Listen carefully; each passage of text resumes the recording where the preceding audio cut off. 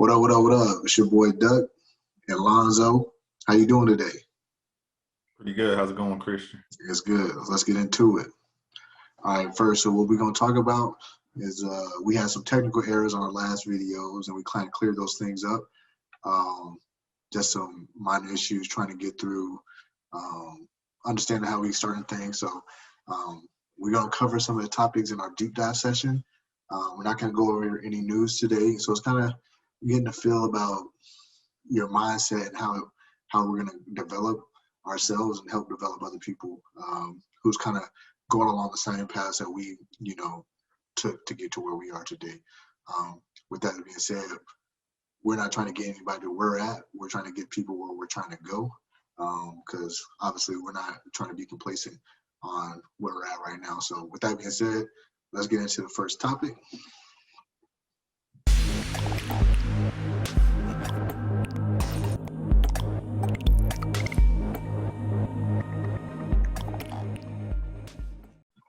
So first question, Lonzo, what is a piece of advice that you want to share with others that helped shape your current mindset?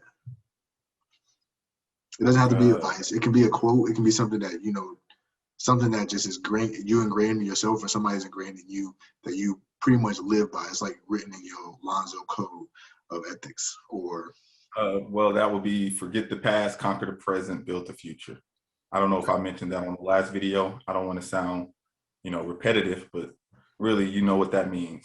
Don't let your past experiences hold you down in your current, present life. So by the way you avoid doing that, you just focus on making your current, present time a lot better. You build this present. You conquering this present time. Like, okay, I'm just going to forget what I did in the past and conquer this present.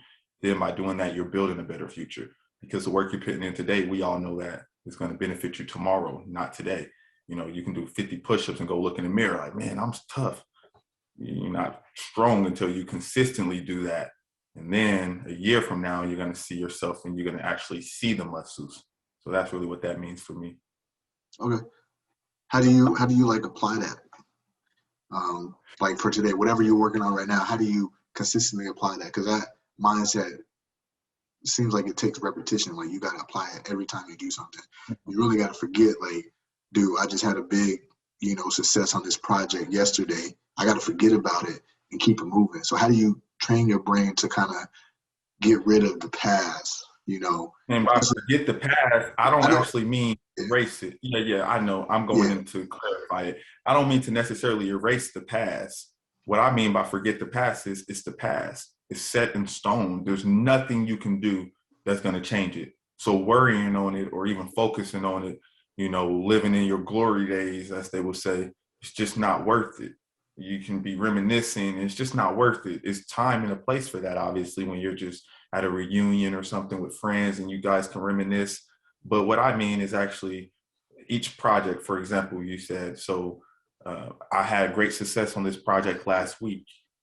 I can still use the momentum, how I'm feeling good. I can still use that momentum to carry me in to this new project, like, building my confidence, my self-esteem. However, I can't allow this success to make myself like complacent, like you said, and start to feel like I just know I'm good. I can do it again. Exactly. Yeah. And that's where mistakes start to creep in. Like, I'm just the best. You start thinking I can just multitask and do other things. So you got to forget your past success and failures, in that sense, but not like forget about them forever. I just mean don't let them worry you. Don't let them take up time or focus from your mind. Just forget about it because it's not going to benefit you in what you're currently doing.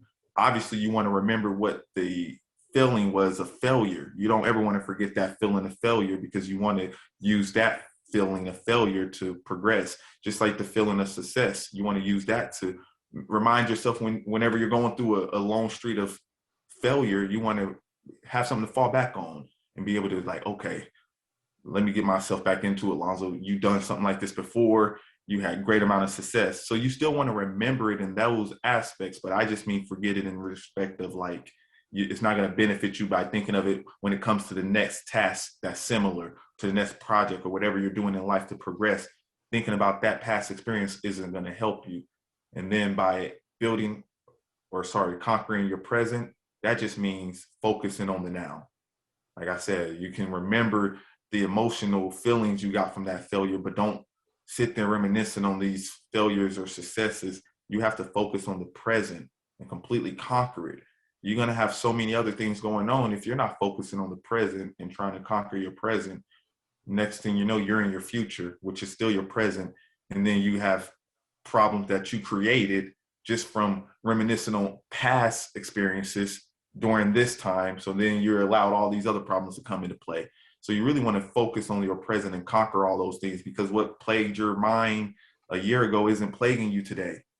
Or some people, it may still be, then that's still your focus. That's why it's still plaguing you, because you haven't fully conquered it. You understand? So once you conquer it, then it's a part of the past. Once you're done with that project, it's a part of the past.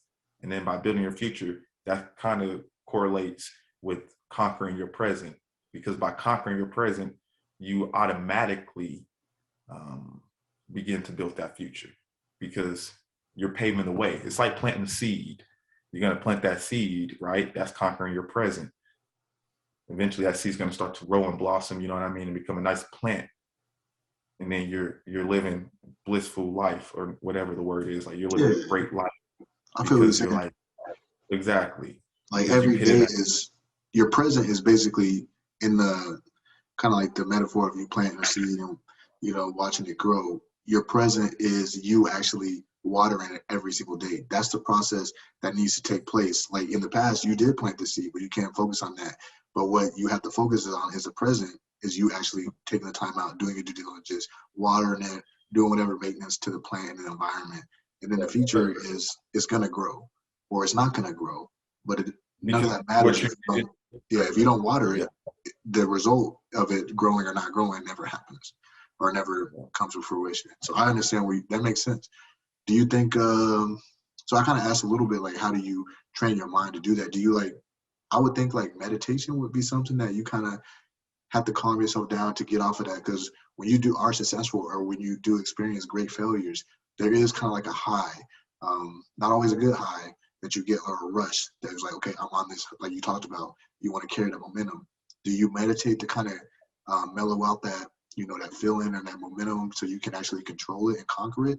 Or do you just kind of, is there something else that you do to kind of get your mind gravitated towards, I think the center of what you're talking about is the present, right? Yeah, so is that something you do, or? Well, me personally, I try to meditate, and then sometimes I fall off track. So yeah, from my experiences, whenever I meditate, it always benefits me better. Like, if I find myself on a streak where I'm meditating 3 or 4 times a day for like a week, a month straight, I always find myself able to control my emotions a lot better, and I'm in a better position. Now, it's other ways I get off of it, by doing things that's detrimental to the mind, body, and soul. You know what I mean? I'll go out and do something that's just not right. I shouldn't be doing. It's detrimental to me, but it makes me feel good. It makes me feel better. And that's what people should avoid, obviously. So you can take 1 or 2 ways, but in my experiences, those are the only 2 ways I had, you know? That makes sense. So I'll go into the question and kind of give mine, since you gave yours. And what the way that I would answer this question is kind of like with a play on a quote. And I learned this like maybe 5 or 6 years ago, and I kind of stuck with it, because it means a lot to me, and I kind of see the results of, you know, actually practicing this in everything that I do. So I don't know who said this quote, but they said,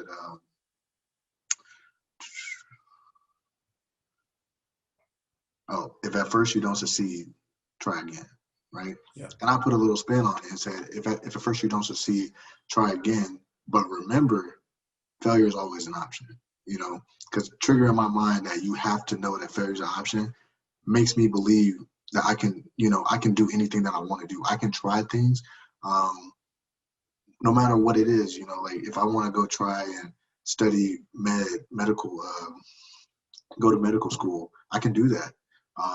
Doesn't mean I'm gonna be successful at it. I'll try again, but remember, hey, failure is an option.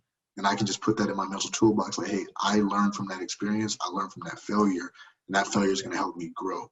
And accepting failures also reduces you being exposed to things that you just don't need to be a part of. You know, sometimes failure is life's way of saying that this is not for you. You know, so learning, not trying to push past failure too far, unless you feel like this is your destiny to go start a YouTube channel. If we fail, like keep failing and keep getting bad, analytics, we might realize that, hey, maybe this is not for us. Maybe we should start a podcast and take a different approach. You know what I'm saying? So I feel like learning from failure is important, but also trying things. So that's why at first you don't succeed, try again is important to me as well. So I kind of included that in there. And the way that I practice that is really just trying different things. Exposing myself to failure is the only way that I see that I can be successful, because with a lack of knowledge or lack of experience in a lot of areas, I don't know what I don't know. And failure helps me give me an answer. Like, hey, somebody asked me, do you know how to apply, first aid? Nope, I don't. But let me try, let me learn about it and see if I'm even good at it. If not, then next time somebody asks me that, I can be like, nah, I don't know how to do that. So I know what I don't know in certain aspects because of failure, and also because of trying, So that's where I would take that question. But I definitely agree with yours. You can't live in the past. You can't forget it, but you can't live in it, because if you live in it, you're ruining your present. And like you said, your present will ultimately be your future at some point in your life. So I think both of our approaches, could provide value. I mean, obviously provide value to us in our everyday lives, and hopefully somebody listening can take that and get some value out of it as well. Because let me ask you, what you had said about knowing when to, you didn't say knowing when to stop. I'm asking you, when do you know when to stop? From your opinion, when you're failing for so long, when do you know? When do you be like, well, this ain't for me? Or when do you like decide like, oh, this is still my destiny, I'm gonna keep going? How do you cut it off? Okay, so that's a tricky one, and a lot of people are gonna have a different way of approaching it. And I do got to answer, and it took me a long time to develop this. What I do when I try things, I know that there's an opportunity for failure. And not everything that I do, I know failure is an option, and I'm okay with that. But when I do something, so like I started doing web development courses, and I started learning how to code and started learning how to do these different things that I've never even tried or even understood before in my life, right? I always create an environment that is full of passion. Like, I'm doing this, I'm dedicated. Like I talked to you before, like I always go 100% in. When you go 100% in on whatever you're being passionate about, you'll know when to stop. Because once that passion leaves, you're naturally just not going to do it. Like, there's sometimes I started my card business. I still love selling cards, but the passion left, so I took a break from it. I stopped doing it, and that's that. I had failures and I have successes. And I learned from both of those. But when that passion leaves, hey, this is not for me. And that's what a lot of people make mistakes, and I've made mistakes with this as well, is you do things that you're not passionate about. You do things for a dollar amount, or you do things for reputation, or you do things for acceptance. But if you're not passionate about it, you're going to try to keep repeating failures over and over again just to try to achieve something that is not for you. And that's how I know things aren't for me, is if I can't dedicate 100% of my available time to whatever I'm, trying to achieve, then it's not something that is worth even continue to fail at. So maybe I failed once or twice, but if I'm still passionate about it, I'm willing to fail another 5 times to get it right. But if I lose that passion, the first 2 is enough. Yeah, it's kind of like, who are you doing it for, right? When they keep going without that passion, it's like, are you really doing it for yourself, or are you trying to prove a point to someone else, right? So I've had that experience, but I agree with you. I look at it like, I call it this actually, but I agree with everything you said. It's the point of no return. So if you lose that passion, then that's the point of no return. You might as well just give it up. Sometimes you can gain that passion back, but most of the time you can't. Chase calling me. But, like you said, if you're 100% passionate about it, then it's hard to know when that point of no return is, meaning you can't quit, you can't give up. I think that comes when you achieve a little bit of a success within that business. For instance, your duck cards. You may have lost passion, but I think you're past the point of no return because you already experienced success. Once you already experienced that success, it's kind of hard to turn around and be like, let me just hit the door just because I'm failing. You know what I mean? And this time my failure is lasting longer than it's ever had. For example, with grocery. we're failing right now longer than we've ever failed. But I believe once you have had that success, that's the point of no return. Other times people lose passion because they didn't have success or they had minimum success, you know. Yeah, I agree with that. And I think when you apply the mindset of accepting failure as an option, there's a maturity that comes with that. So you kind of learn how to like fill out the game. Like I talked about the coding thing, and like the card thing was something I just started and finished in a single clip of time. There was no break in space. But the coding thing, I started about a year ago, and I tried this on my own before it was even relevant to my actual occupation, right? I tried it, I sucked at it, and I put it down, but I was passionate all the way through. And I think once you learn about that failure as an option and you accept that, life has a way of representing those opportunities that you gave 100% to you. So now it just came back up, and now that passion just came back. But I quit while I was ahead. You know what I'm saying? I learned before I got in too deep, you know what I'm saying? Because I lost that passion. And once you train your brain will generate a level of passion. And once you can recognize where your passion level is at, I think you'll be able to maneuver through that rough waters of when am I going too deep or when is it too much, So I think that's why it's like important to like apply this to your everyday life. Like we're talking about, how do you apply this? How do you train your brain to get into the mindset of focusing on the present and not meddling in the past or the future, or accepting failure as an option to continue to try multiple different things. So yeah, I think the mind is a powerful tool, as you know. And once you train it to do things that you want it to do, it will do those things, and it will give you different exposures in life that replicate your intentions behind what you're doing. So all right, Lonzo. So we're gonna move into the next topic. Thanks for all your input on that. I think that was a really powerful conversation between two different mindsets, but we can both apply each of our mindsets to each other, and hopefully, like we talked about earlier, somebody gets value out of what we've been talking about, or somebody can say, hey, that's exactly how I feel. So moving on to the next topic.